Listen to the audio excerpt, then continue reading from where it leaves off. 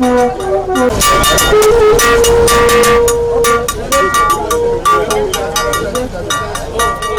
I'm Mark Michael from the Living Church, and I'm here at Cape Coast Castle in Cape Coast, Ghana, with members of the Episcopal Church's delegation to the 18th Anglican Consultative Council, which is being held here in Ghana.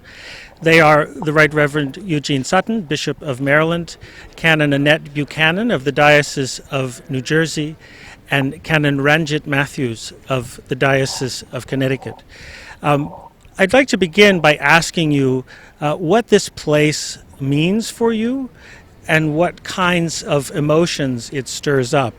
Cape Coast Castle is one of the primary sites associated with the transatlantic slave trade. It's estimated that 4 million people, victims of that trade, were shipped from here over 100 years. What does this place mean for you? Well, Mark, this is the second time that I'm here, and the first time, the deepest emotion was lament, grief, sadness. I and another participant, an African American, we just hugged each other and we cried for 5 minutes, just saying, look what they've done for my people. This time, today, yes, there is always lament, but it's anger. It's anger, and it's the anger that all African Americans feel to some extent every day. That's seething, and every once in a while it boils over. But the anger is, here is what the church allowed, and even built a church over a men's dungeon and thought that was okay. Canon Annette?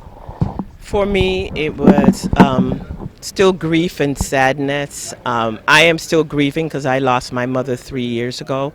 And so what it did was resurface for me what our ancestors had to go through, those who recently passed and those from long ago.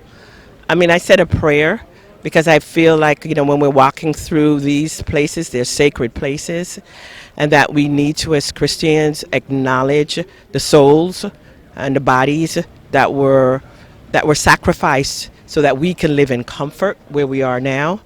And all that was lost, but then all that was gained. And again, the complicity of our church, and especially for those who do not understand when we talk about reparations and racism, what that means, it is almost a slap in the face for us having to go through this and be, and for the hurt to be relived each time without people acknowledging the pain that we had to go through. So that's what that meant for me. Thank you, Canon Annette. She was talking about proffering prayer here, that this is in some ways a sacred place. I wonder, Canon Ranjit, if you have any thoughts about an appropriate spiritual response to an experience like this. We'll be sharing in a few minutes with other members of the ACC in a service of remembrance and reconciliation. What kind of spiritual response do you think is most fitting? Yeah, thank you, Mark. I was sharing with Bishop Sutton just a few minutes ago, and what I understand is that how can we not, when we move through a place like this, how do we not move through lament, right? And add and draw different members of the communion that have moved through this with the Church of England in a much deeper process than what I think we're going to go through, but draw even more people and provinces that have been connected to a deeper theology of what we're talking about, of lament and then repentance, right? We cannot pass through this quickly, but we really need to spend time as a communion moving through this and drawing everybody to hear and not make it traumatizing for people who have gone through it before, but to draw everybody together. So I think that needs time and not just a performative thing. To speak about the spiritual. Yes, Mark, you're editor of the Living Church. I love the Living Church, not just the magazine, but the church. What can make the church alive? It's not just prayer and evangelism and spirituality. It's doing justice and walking humbly before our God, loving mercy, loving kindness, and doing justice, Micah 6 through 8. And so the service of reconciliation. Reconciliation is key. We are a people of reconciliation. Unfortunately, the church too often wants to do reconciliation on the cheap and not cost them anything.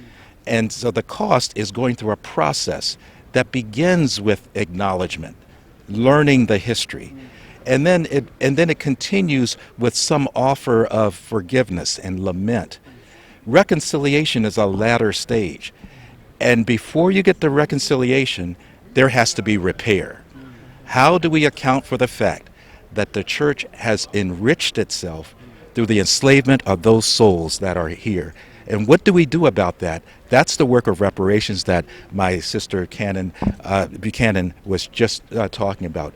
We have to repair. And then we can be a reconciled church and a living church. I'd like to ask you a little bit about your experience of the ACC meeting more generally. We have representatives here from 39 of our church's 42 provinces from all across the world. And I'm wondering what you're learning about the Anglican Communion, what's exciting to you about what you're seeing, what's troubling to you. Canon Ranjit, can you speak to that? Sure, thank you, Mark. So this is my first ACC, and the last 4 days or so, it's alive when you see the beauty of the diversity in the room. And I think one of the gifts is just being present and being open one to the other is a real gift. And it's a real family if we allow ourselves the space to move into it.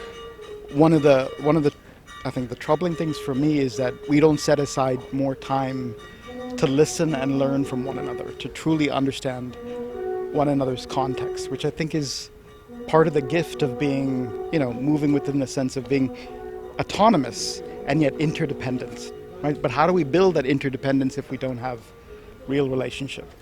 But the gift and the excitement is all about actually being together to hear and to listen. Yes. Again, I want to build on the theme that Canon Ranjit said about the diversity, about learning about how ministry across the Anglican Communion is rich and how much we can learn from each other. Because when I came to this, I was expecting to learn.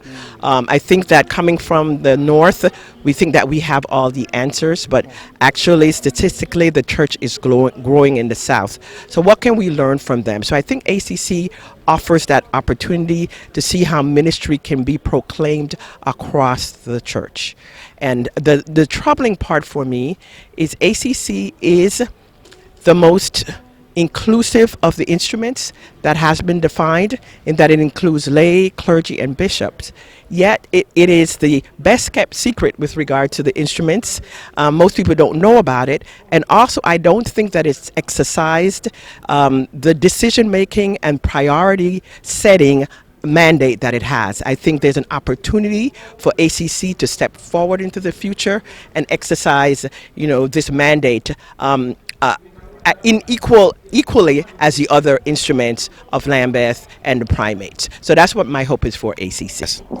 I'm so happy to be a bishop here, and I'm meeting also with several bishops. But I would love for the ACC to have fewer bishops and more laypersons and more people and more clergy.